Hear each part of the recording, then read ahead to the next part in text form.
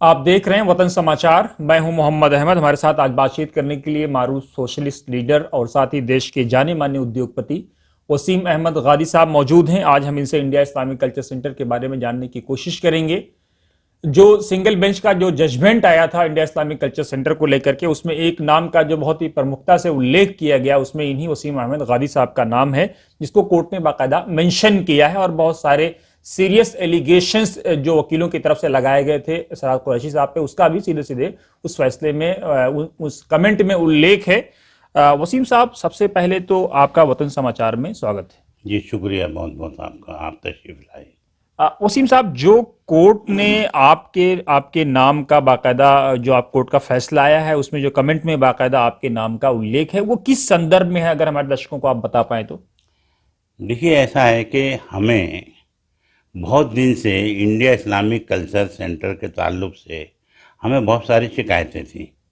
पहली बात तो इंदिरा जी ने ये जगह जो दी थी एक बहुत बड़े मकसद के लिए दी थी, और इसमें बहुत बड़े बड़े लोग अपनी कुर्बानियाँ दे के ये जगह दी, जैसे कि हकीम अब्दुल हमीद साहब, बेगम आबदा, फ़खरुद्दीन अली अहमद साहब, बहुत लोगों ने। अब जब हमने ये देखा, आपको याद होगा कि हमने सिराज साहब को ये बिल्डिंग बनाने के लिए दी थी, एक ठेकेदार की हैसियत से, एक कॉन्ट्रैक्टर की हैसियत से।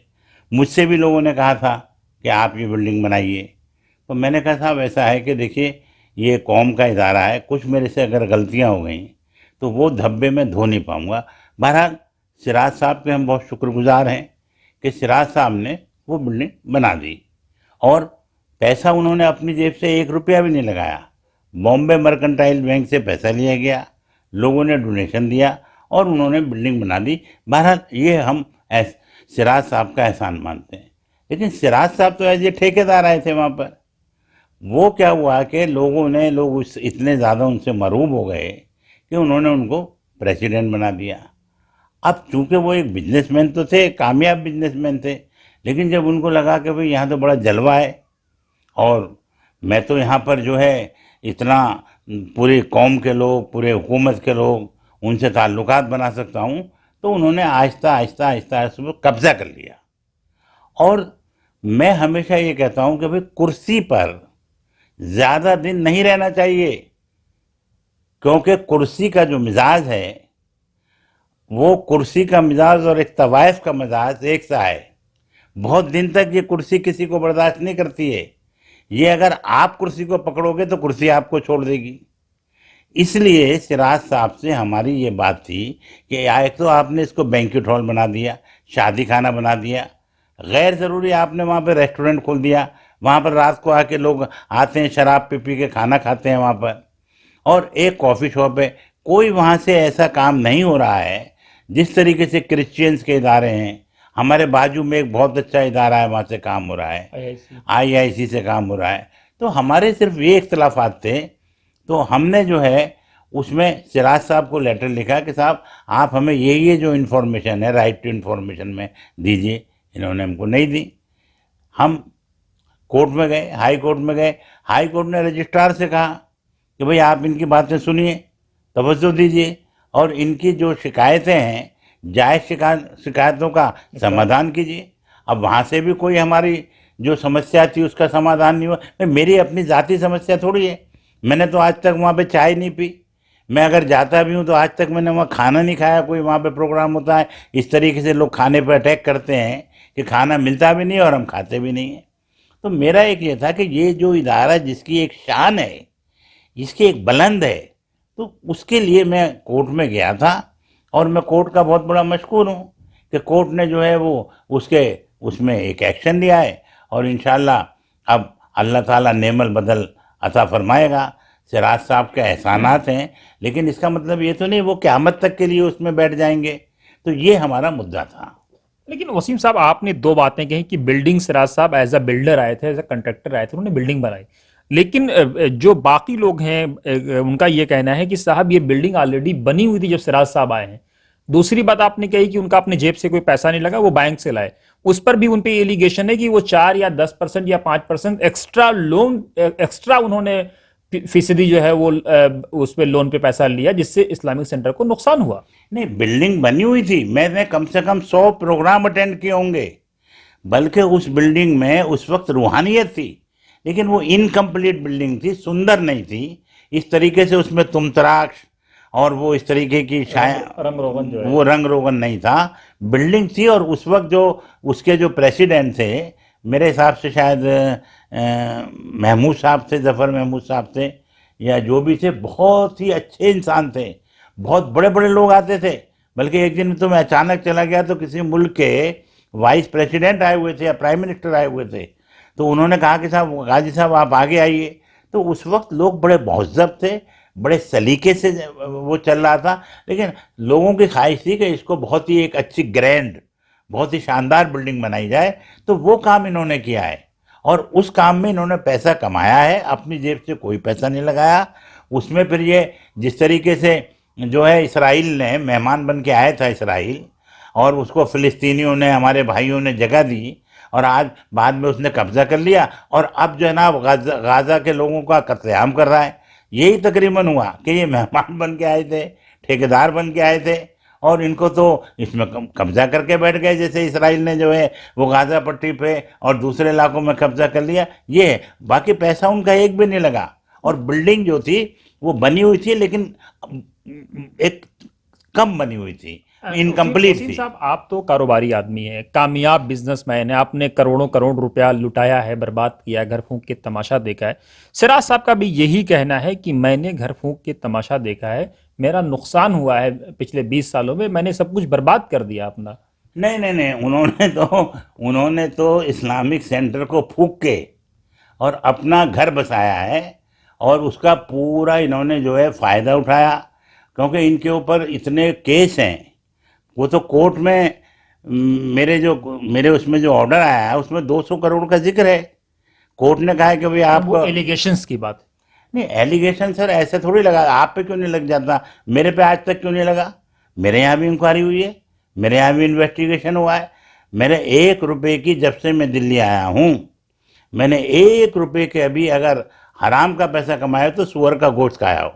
मैंने ना कभी, मैं कई कई प्राइम मिनिस्टरों के साथ काम किया, वीपी सिंह, चंद्रशेखर, नरसिम्हा राव, अटल बिहारी वाजपेयी, ये जितने हमारे ग्रुप था, जावेद हबीब साहब की क़यादत में हम जाते थे, हमको राज्यसभा ऑफर हुई, हमने दूसरों को भेज दिया। हमें 3-3, 4-4 टिकट, बुखारी साहब ने, जो आज अहमद बुखारी साहब हैं, उन्होंने मुझे 1 टिकट के नहीं 4 टिकट दिलाए दिल्ली के असेंबली के लिए कि आप किसी से भी लड़िए। मैंने परवेज भाई को एक दे दिया, एक मतीन साहब को दे दिया, एक और साहब को दे दिया। तो मैं कभी इक़्तिदार के लिए, मैं कभी इक़्तिदार का भूखा भी नहीं हूँ, ना मैं इक़्तिदार में आना चाहता हूँ, ना आऊँगा। मैं सिर्फ ये चाहता हूँ कि अब सिराज साहब का जो रोल था ख़त्म हो गया। हम उनकी तनकीद करना, गीबत करना अब मुनासिब नहीं समझते, लेकिन ये जो सिराज साहब के जितने लाए हुए लोग हैं जो उनकी अब मुखालफत कर रहे हैं, मैं तो उनके ऊपर जो है अफसोस करता हूं कि भाई जब आप मौजूद थे उस वक्त तो आपने सिराज साहब की मुखालफत नहीं की। अब आप कब्जा करने के लिए सिराज साहब को जो है आप जो है जलील करना चाहते हैं, लानत मलामत कर रहे हैं, तो मैं इसके बहुत खिलाफ हूं।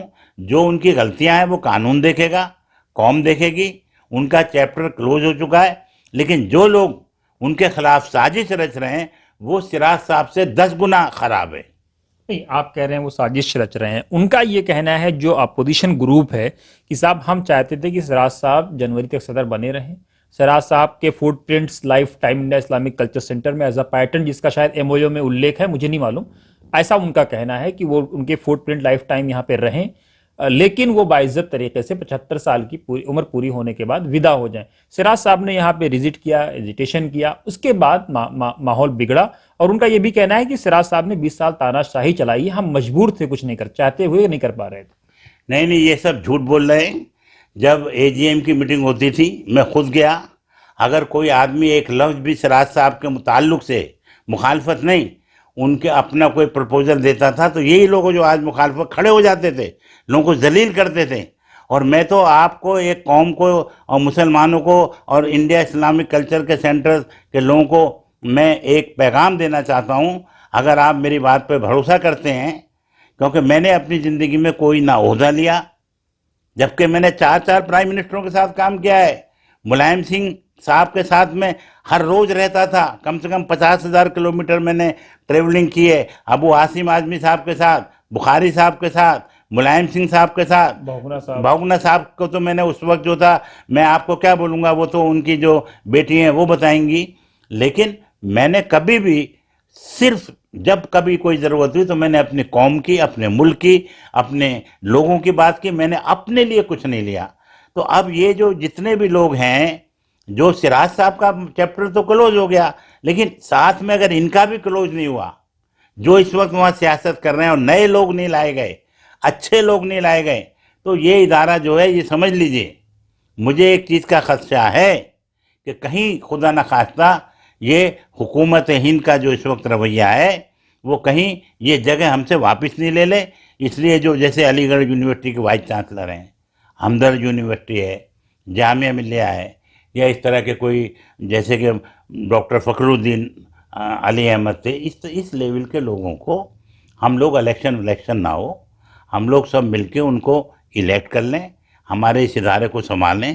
जैसे आरिफ मोहम्मद खान साहब आए थे, सलमान खुर्शीद साहब आए थे, इस तरह के लोग हैं, वो जो जिनको मालूम है कि किस तरीके से इस इदारे को ऊपर ले जाना है, इस तरह के लोगों को चुन के लाएं, और हम जैसे लोग उसमें बगैर ओहदे के उसमें मदद करेंगे, अपना जो हमारा रोल है वो प्ले करेंगे। लेकिन ओहदा लेकर हम, ज़रूरी नहीं है कि कौम की खिदमत कर सकें। लेकिन वसीम साहब, सवाल आपने बड़ी बात कही कि बड़े लोगों को लाया जाए, चाहे फखरुद्दीन साहब का नाम लिया आपने, या आरिफ साहब का, या सलमान साहब का, या और बहुत सारे लोगों का, विसीस का नाम आपने लिया। आपने भी तो काफी कुछ समाज को दिया है, वसीम गादी क्यों नहीं एज अ प्रेसिडेंट चुनाव लड़ सकते हैं? देखिए, मैं कभी भी इलेक्शन इसलिए नहीं लड़ता हूँ कि अगर मैं जीत गया तो मैं नहीं समझता कि मैं उस ओहदे के साथ इंसाफ कर पाऊंगा उतना। बाकी लोग भी तो यही सोचेंगे ना कि अगर अगर तकवा आपके लेवल वाला है तो भी कहेंगे साहब हम जीत गए तो हम इंसाफ नहीं कर पाएंगे। नहीं, देखिए, अगर मैं तो ये कहता हूँ कि अगर लोग, होता क्या है, हज़रत अबू बकर रसूल पाक सल्लल्लाहु अलैहि वसल्लम की वफ़ात मुक़द्दस के बाद लोगों ने सोचा कि बहुत बड़ा बहरान आ जाएगा, आलम इस्लाम तबाह हो जाएगा। लोग फूट फूट के रो रहे थे कि रसूल पाक चले गए, अब क्या होगा। लेकिन अच्छे लोगों ने हज़रत अबू बकर को जो है खलीफा बनाया। उसके बाद हज़रत अबू बकर की वफ़ात हो गई। फिर ये हुआ कि लोगों में ये हुआ कि अब तो बहरान आ जाएगा, बहरान। हज़रत, तो मैं ये चाहता हूँ कि लोग हमारा नाम, अगर अगर हम चाहते हैं कि मैं आऊँ, तो कुछ लोग आगे आगे हमारा नाम जो है वो पेश करें, तो मैं अपनी खिदमत देने के लिए तैयार हूँ। लेकिन मैं कभी ऐसी गलती नहीं करूँगा कि मैं इलेक्शन में अपनी बेस पर आऊँ। लोग चाहेंगे वो लेकर आएंगे, वो मुझे इस लायक समझते हैं तो ही मैं आ सकता हूँ, अदरवाइज में नहीं आ वसीम सकता। साहब, 1800 वोट हैं। हमारी जो खबर ये है कि लगभग 200 से 250 लोग डायरेक्टली आपसे टच में हैं, या 150 लोग जो चाहते हैं आप लीड करें, तो आप उनकी आवाज़ को क्यों नहीं सुन रहे? नहीं, देखिए, मैंने इत्तेफाक से ऐसा हुआ, क्योंकि मैं चाहता था सिराज साहब जो हैं 5 साल के बाद वो चले जाएं, लेकिन वो नहीं गए। एक बार मुझे सिराज साहब मिले, मैंने अजराए मजाक उनसे कहा, मैंने कहा सिराज भाई, मुझे देखिए, अल्लाह ताला तो इलेक्शन लड़ने के लिए आएंगे नहीं इंडिया इस्लामिक कल्चर सेंटर का, और कोई आपको हरा नहीं सकता। जब आरिफ भाई और सलमान भाई और शकील साहब तीनों, तो मैं चूँकि तीनों इलेक्शन में बहुत बहुत ज़्यादा एक्टिव था, तो मेरे लिंक बन गए हैं। 200 से भी ज़्यादा के लोगों से मेरे ताल्लुकात हैं, और जिन लोगों ने सलमान साहब को वोट दिया या शकील साहब को दिया, जो आरिफ साहब को दिया, तो वो समझिए कि वो वोट भी मुझे सारे भी पढ़ सकते हैं, जितने वोट उनको पड़े हैं वो पढ़ सकते हैं। लेकिन सिराज साहब ने बहुत ज़्यादा बेईमानी की हुई थी, बूथ कैप्चरिंग करवाते थे, नकली वोट जो है पोस्टल वोट मंगवाते थे। लेकिन ये लोग बहुत शरीफ लोग थे, आरिफ साहब या सलमान साहब, इन्होंने इस तरह का, क्योंकि इन्होंने जो इलेक्शन लड़ा वो खिदमत के लिए आना चाहते थे। वो सिराज साहब यहाँ से बहुत फ़ायदा उठाना चाहते थे। तो ऐसे तो मैं 300-400 वोट भी मुझे कन्फर्म है कि मिल सकते हैं।